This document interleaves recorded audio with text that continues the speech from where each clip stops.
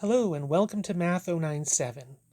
In this section, entitled Exponents in Scientific Notation, we're actually only covering the first part of that topic. We're looking at simplifying things that involve exponents. And to do that, we'll be using these exponent properties that you see on the screen. These are, of course, all the old exponent properties you've seen before in previous math classes. Properties 1 and 2 telling us what to do when we've got things with the same base being multiplied together or being divided by each other. So in that case, we are adding the exponents if we're multiplying the things together, or we're subtracting the exponents if we're dividing. We also have a property for what if we have an exponential expression being raised to a power. So if we have powers raised to powers, that's property 3. We'll multiply our exponents together. We also have a property for what if we have a product being raised to a power or a quotient being raised to a power. So for that, every individual factor gets that power, or in the case of the fraction, the numerator and the denominator both get that power. Finally, we've got two last little properties. Property 4 that tells us what does it mean to have a negative exponent. So a negative exponent essentially means a reciprocal. To change a negative power to a positive one means that things will be moving either from the numerator to the denominator or from the denominator to the numerator. And our last property, property number 6, tells us that a power of 0 means that that expression is equal to 1. So any power at any base to the power of 0 is equal to 1. So what we'll be doing now is looking at simplifying expressions that involve exponents. And so the general idea is twofold. First, we're going to try to reduce the number of symbols we have by using our exponent properties. And then secondly, we also want to make sure that we don't leave any negative exponents lying around. So for example, something like this x cubed divided by x, that I know is for sure not in simplest terms, because I could use my exponent property number 2 from the previous page when I have things with the same base being divided by each other. I could use that to reduce the number of symbols I have down, so that instead of having x's divided by x's, I would just have a single x raised to a power. Or for something like x squared divided by y to the negative 3. I know that that's not simplified because it has a negative exponent in it. So I would need to use my exponent properties for negative exponents to rewrite that with positive powers only.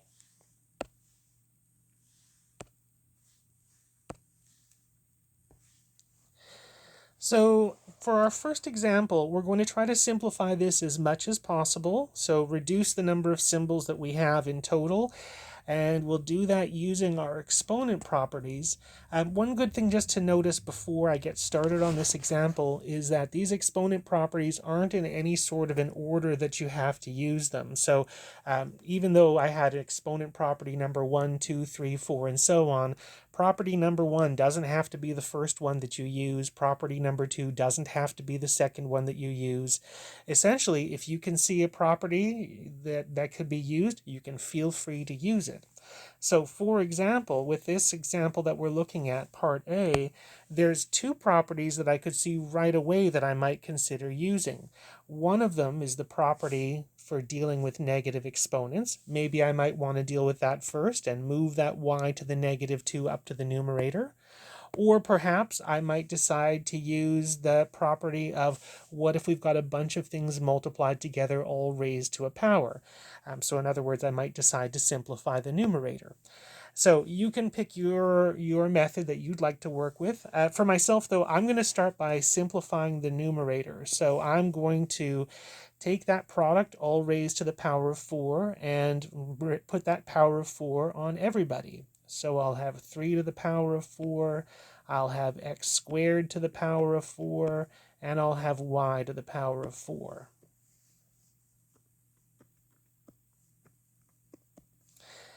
For my next move, I'm going to do a couple of things here. First, the 3 to the power of 4, I'd like to figure out what that is as a number. So I can use my calculator to find out 3 to the power of 4, or 3 times 3 times 3 times 3, that's 81. the x to the power of 2 to the power of 4. So this is a power raised to a power, and my exponent property says for that I should multiply those exponents together. So x squared to the power of 4 should become x to the 2 times 4, or x to the 8. And everybody else will just leave as they currently are.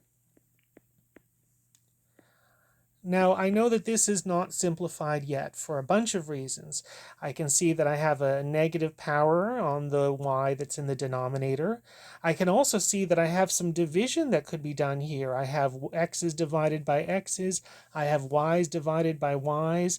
I even have constants divided by constants. So I'm definitely not done. There's more work to be done here, and I guess I'll do the division.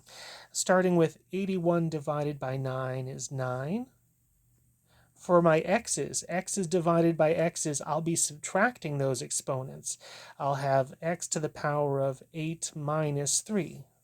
And same thing with the y's divided by y's, I'll have y to the numerator power minus the denominator power. So I'll have y to the 4 minus negative 2. And then only thing left to do is just to actually carry out that subtraction. So 8 minus 3, that is 5. And 4 minus negative 2, which is the same thing as 4 plus 2, is 6. And now this is as simplified as it can get. I originally had 3 symbols in the numerator, I had 3 things in the denominator. Now I've reduced it to just 3 things. There's nothing else that I can do to make this more compact. And also there are no negative exponents, so we've gone as far as we can.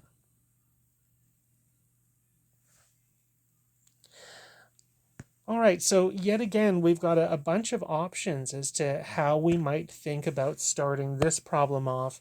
And again, all of these are valid. So one way you might consider doing things might be to start off raising the top to the power of negative 2 and the bottom all to the power of negative 2. That's one of our exponent properties, that if you have a fraction raised to a power, then you raise the numerator and the denominator to that power. And that's one option that you could consider doing. Of course, that's not the only option.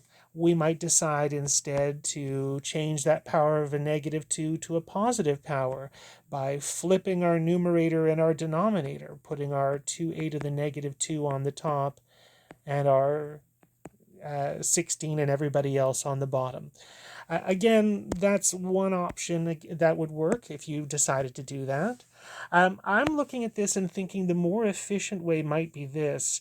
I noticed that inside I have 4 factors in the numerator. I've got numbers and A's and B's and C's, and I've got 4 factors in the denominator, numbers and A's and B's and C's. And so 8 things in total, and I could do division first. I could deal with what's inside the bracket first and reduce it from 8 things down to 4. So that's going to be my plan. I'm going to start off by leaving the negative 2 alone and just dealing with simplifying what's inside that fraction. Starting with 16 divided by 2, which is 8. For the a's divided by a's, I'll be subtracting those powers. So a to the power of 6 minus negative 2, which is 8. I'll have b to the negative 7 minus 3, which is negative 10. And I'll have c to the 2 minus 4, which is negative 2.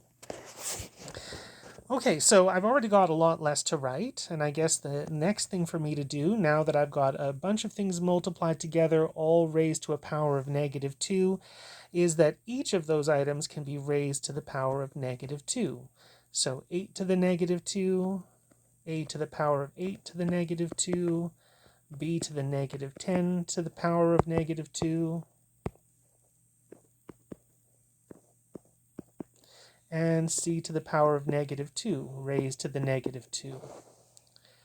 For those a's and b's and c's, since we've got powers raised to powers, we can just multiply those powers together. So for a, it would be a to the negative 16. For b, it would be b to the positive 20. And for c, it would be c to the positive 4, multiplying our exponents together. For the 8 to the negative 2, remember that of course negative powers mean reciprocal. So right now I have an 8 on the same line as the a's and b's and c's. If I wanted to make it an 8 to a positive power, then I could just move that 8 down to the denominator and change that power from a negative 2 to a positive 2.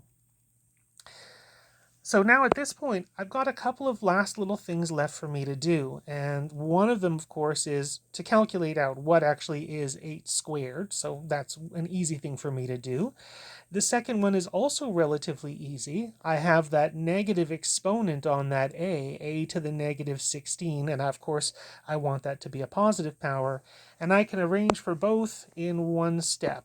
So I can fix my 8 to the power of 2 by multiplying out 8 times 8 to give me 64. And for the a to a negative power, I can deal with that by moving the a to the denominator and making its power positive. So our final result that we have, b to the 20, c to the 4, all over 64a to the 16.